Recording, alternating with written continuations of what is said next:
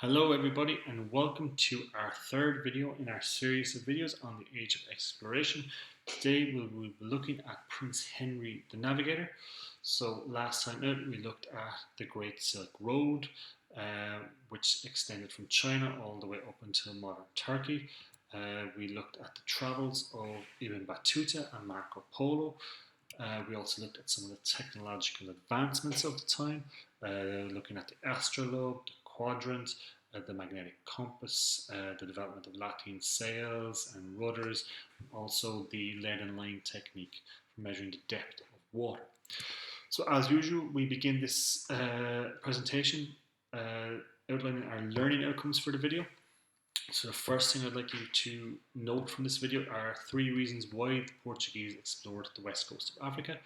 After that, I would like you to know 3 points of interest about Henry the Navigator and his school of navigation. And finally, I would like you guys to know 2 details about Henry's sponsored explorations of the west coast of Africa.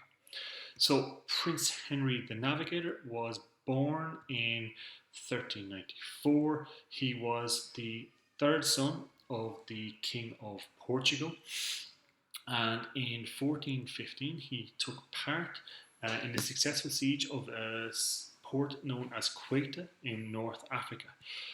So this would have helped to solidify his interest in the continent of Africa. While he was there, he encountered a thriving culture which had been shaped by the Islamic Golden Age. He would have heard the legendary stories of the Hajj of Mansa Musa, who was the emperor of Mali, which we briefly mentioned last week. Ibn Battuta visited the Empire of Mali at the time of Mansa Musa. Mansa Musa took part in this legendary Hajj, or trip to Mecca, pilgrimage to Mecca, where he handed out gold like it was sweets. He actually ended up collapsing the whole economy of North Africa. He gave out so much gold that it began to become kind of worthless. So stories about people like Mansa Musa and Ibn Battuta, they lived large in the imagination of the merchants and storytellers of North Africa. And this would have inspired and motivated Henry to explore the area more. There was also a myth of a Christian kingdom which existed beyond the Sahara and beyond the Mali Empire of Mansa Musa, and this was supposed to be ruled by a man named Prester John. Up until this point in European history, nobody had travelled beyond this point. Cape Bojador, one had sailed beyond this point, Cape Bojador, there at the south of Morocco, and no Europeans had travelled through the Sahara Desert at this time. The route to the Sahara Desert was controlled by the Kamen-Borno Empire here in the middle of Africa, highlighted there. So the Europeans had to rely on the whispers and stories of the Muslim merchants who had travelled in their caravans beyond the Sahara, and the possibility of finding riches beyond their wildest dreams and potentially finding the Christian empire of Prester John. They combined to be the motivating force kind of behind Portuguese exploration. And it gave rise to the motto that defined this pursuit, this exploration, the motto of gold, God and glory. The Portuguese wanted to get rich, wanted to find gold, was given out by Mansa Musa, or they wanted a link to the spices to get rich. They wanted to spread Christianity. They wanted to meet up with this legendary Prester John and banish the Muslims from North Africa and from the Iberian Peninsula, because there was still a Muslim kingdom within Spain at the time, and also for the glory of conquering and discovering new lands. So despite Henry being regarded as the man who began the age of exploration in Europe, he wasn't actually a skilled sailor, and he only went on 2 short voyages. So Henry's biggest contribution was that he funded or gave money to a lot of the sailors to explore the west coast of Africa, and he also set up a navigational school at Sagres at the tip of Portugal.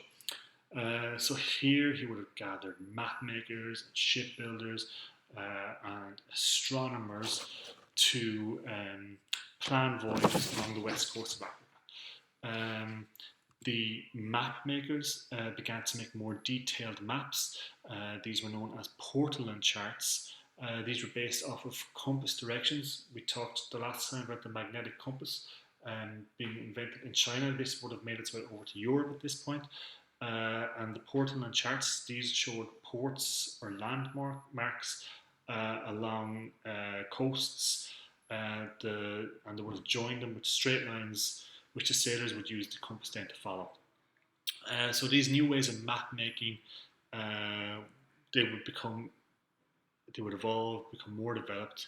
They would become more accurate at showing the shape and size of the land masses. But it began here in the navigation school of Sagres. Also, astronomers would have helped refine these navigational techniques and these mapping techniques using the instruments we talked about last time with the astrolabe and the quadrant.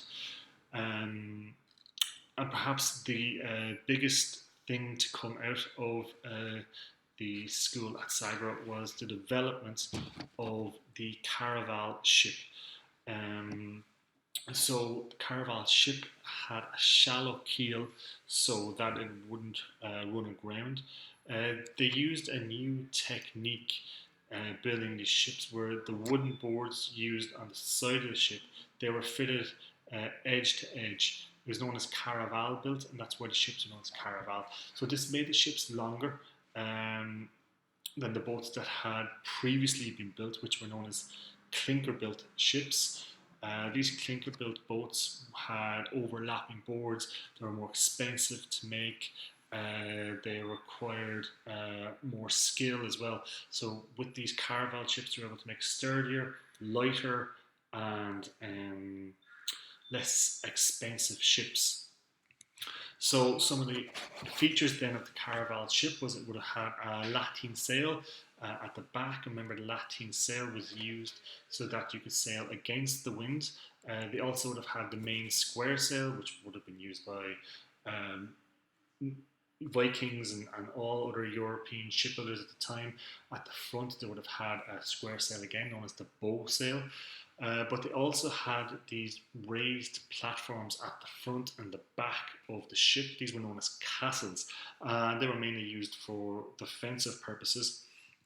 And they also would have had rudders, which helped to make sharper turns, helped with the maneuverability of the ship. So Prince Henry, he sponsored these caravel ships to sail south along the west coast of Africa, searching for, as we said, gold, God, and glory. So on these voyages, sailors would erect these stone monuments called padraos to mark the end of the voyage, and then they'd act as markers for future sailors. So up until Prince Henry sponsored these voyages and set up his school, as we said, no Europeans had sailed beyond this point of Cape Bojador off the coast of Morocco, and this was due to the stormy nature of the sea around this area. But now the Portuguese sailors, they were claiming the islands of the Azores Islands and Cape Verde Islands for Portugal. And by the time of Prince Henry's death in 1460, they had travelled as far south as modern-day Sierra Leone. Now, of course, Henry couldn't have afforded to maintain his navigational school and sponsor his voyages without bringing back valuables to fund these things. In the next video, we will be looking at one of the tragic consequences of Henry's voyage, and that is the start of the Atlantic slave trade. And we will also be looking at the European explorer who first rounded the tip of Africa, Bartholomew Diaz.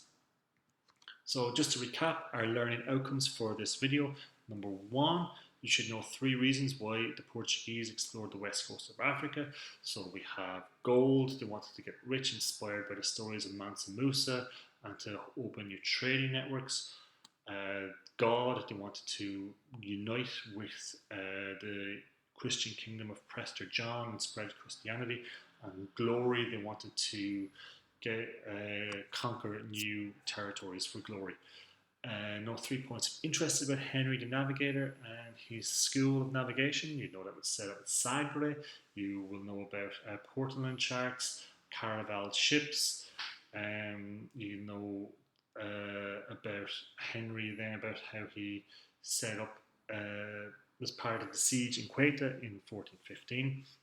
And finally, to note 2 details about Henry's sponsored explorations of the west coast of Africa. So again, set sail from Sagre, rounded the Cape of Bojador, first Europeans to do so, claimed the islands of the Azores, of the Cape Verde Islands, and got as far set as Sierra Leone by the time of his death. So that's the end of this presentation. Again, hope you guys were able to take something from it, and thanks for watching.